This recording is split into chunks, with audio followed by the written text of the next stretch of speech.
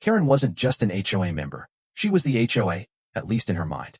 With her signature fluorescent pink visor, clipboard, and an ever-present latte in hand, she patrolled the neighborhood like a hawk searching for prey. Her mission? To protect the sanctity of the community, even if it meant enforcing rules that didn't exist.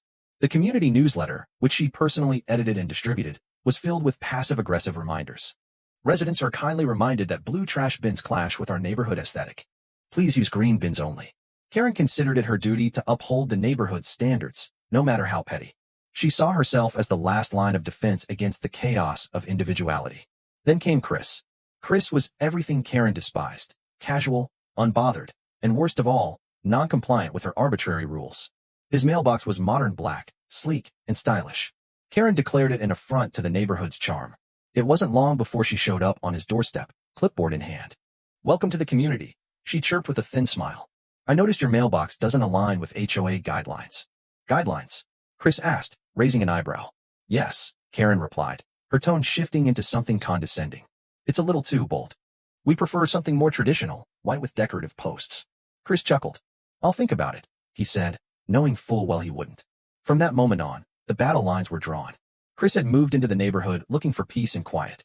What he found instead was a suburban dictatorship ruled by an iron-fisted HOA leader with a vendetta against him. Within a week of his arrival, he received his first violation notice. "Your mailbox does not comply with HOA standards. Please replace it within 7 days to avoid fines." Chris rolled his eyes and tacked the notice onto his fridge like a trophy. He wasn't about to let some clipboard-wielding tyrant dictate how he lived. But Karen wasn't finished. The next day, a second notice appeared, this time about his lawn height. The day after that, he was fined for leaving his trash bin out a few minutes past pickup time. Chris wasn't just being monitored. He was being targeted. And then, he discovered the shortcut. Chris's property came with a narrow strip of land bordering the community park. It was a forgotten, barely used dirt path until Chris moved in. Suddenly, joggers, dog walkers, and cyclists were treating it like a public highway. At first, Chris ignored it. Maybe it was just a fluke. Then the traffic increased. By the end of the week, it looked like rush hour. One morning, he decided to post a small sign. "Private property, no trespassing." He figured a polite reminder would do the trick. He was wrong. Within hours, Karen was at his doorstep, her clipboard clutched like a weapon. "Chris," she began, her voice dripping with forced politeness. "We need to talk about that sign you put up." "What about it?" Chris asked, leaning against his doorframe with a bemused smile. Karen thrust her clipboard forward like it was evidence in a courtroom. "This path has been used by the community for years. It's practically public property." Chris raised an eyebrow. "It's on my deed." "Pretty sure that makes it private property." Karen scoffed. "In this neighborhood, we value community access. That sign sends the wrong message." Chris bit back a laugh. "Karen, it's just a sign. You're acting like I built a moat." Her eyes lit up. "Don't give me ideas." The next day, someone had to face the sign. Instead of removing it, Chris installed a fence. That's when things really escalated.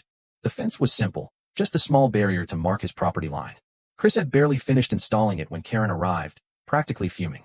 "This construction is unauthorized," she declared, clipboard shaking in her hands. "You can't just build a fence without HOA approval." Chris smiled sweetly. "Karen, the HOA doesn't own this land." "I do." She leaned in, her face inches from his. "You'll regret this." By the end of the week, the fines started rolling in.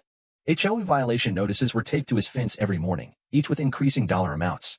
Chris responded by installing security cameras. Then Karen called the police. One sunny afternoon, Chris was reading on his porch when 2 police cars pulled up.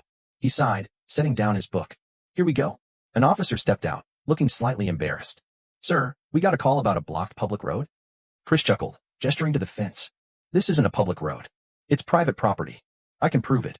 He handed over his property deed and a township map, both clearly marking the strip as his land. The officer nodded, satisfied.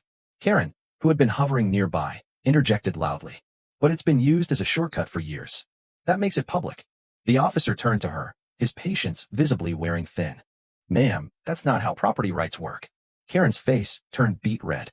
"This isn't over," she screeched before stomping back to her car. Chris waved at her retreating figure with a smirk. "Have a great day, Karen." Karen wasn't done. Days later, Chris received a formal letter inviting him to an HOA meeting. The subject? His unauthorized fence. Chris rolled his eyes. Of course, she's taking this to a kangaroo court. When he arrived, he found Karen sitting at the head of the table, clipboard clutched like a scepter of authority. The room was filled with HOA board members and a few neighbors who had been dragged into the spectacle. Karen smirked. Chris has disrupted the entire neighborhood. That strip has been a vital pathway for years. Chris stood calmly. Actually, it's private property. Here's the deed. He slid the document across the table. Several board members inspected it, nodding in agreement. Karen's smugness faltered. But it's been used as a shortcut. That makes it a community easement. Chris smiled. Actually, no. And just because people trespass doesn't make it their right. To drive his point home, he pulled out security footage, clips of Karen herself crossing the property. The board president sighed. Karen, enough. We've seen the evidence. This land is not HOA property. Karen slammed her hands on the table. You're all cowards. The board formally acknowledged that Chris's property was his alone. The battle was over. Karen stormed out, muttering about higher authorities. Chris smirked. Good luck with that. Chris thought the battle was over. He should have known better. Karen wasn't the type to admit defeat. The day after the HOA meeting, Chris found a new violation notice taped to his fence. This time, it claimed his house paint color was not in harmony with the neighborhood aesthetic. He laughed as he read it. The color? Beige. The same as half the houses on the street. Karen had officially gone off the deep end. That night, Chris received a call from a neighbor, Margaret, who had been a silent observer at the HOA meeting. Her voice was low and urgent. Chris, I think you should know Karen's planning something big. Chris set his beer down. Define big. She's trying to push an emergency HOA vote to revoke your property rights to the strip of land. If she gets enough signatures, she might actually make it happen. Chris's grip tightened on the phone. Over my dead body. The next morning, Chris saw Karen going door to door, clipboard in hand, talking to neighbors. He knew exactly what she was doing. By the afternoon, Margaret texted him a photo of the petition. It was laughably fraudulent. Petition to restore community access. It was full of vague wording about neighborhood harmony and reclaiming public pathways. Nowhere did it mention that Karen was attempting to strip a homeowner of his legally owned land. Chris smirked. Who could play that game?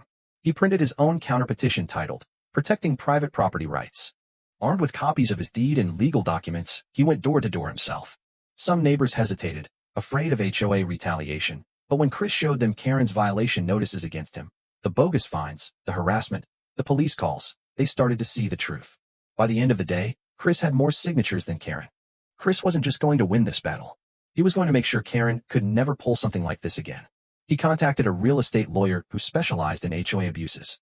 Together, they drafted a formal complaint against the HOA, outlining Karen's fraudulent petition, her repeated attempts to violate property rights, her abuse of HOA power, selective enforcement of violations. Chris sent the complaint directly to the county's housing board and CC'd the state HOA Regulatory Commission. The response came fast. The county launched an investigation. And suddenly, Karen wasn't the one in control anymore. Within a week, the county's investigation revealed damning information. Karen had been misusing HOA funds for personal projects, including landscaping her own backyard under the guise of community beautification. The HOA president, who had always tolerated Karen's antics, was forced to call an emergency board meeting, not to punish Chris, but to vote Karen out. Chris showed up just to watch the fireworks. Karen was livid. This is ridiculous. I was only doing what's best for the neighborhood. The HOA president sighed.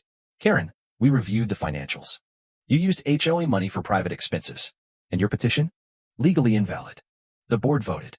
Karen was removed from her position. As she stormed out of the meeting, Chris leaned in and whispered, you should have picked another hobby.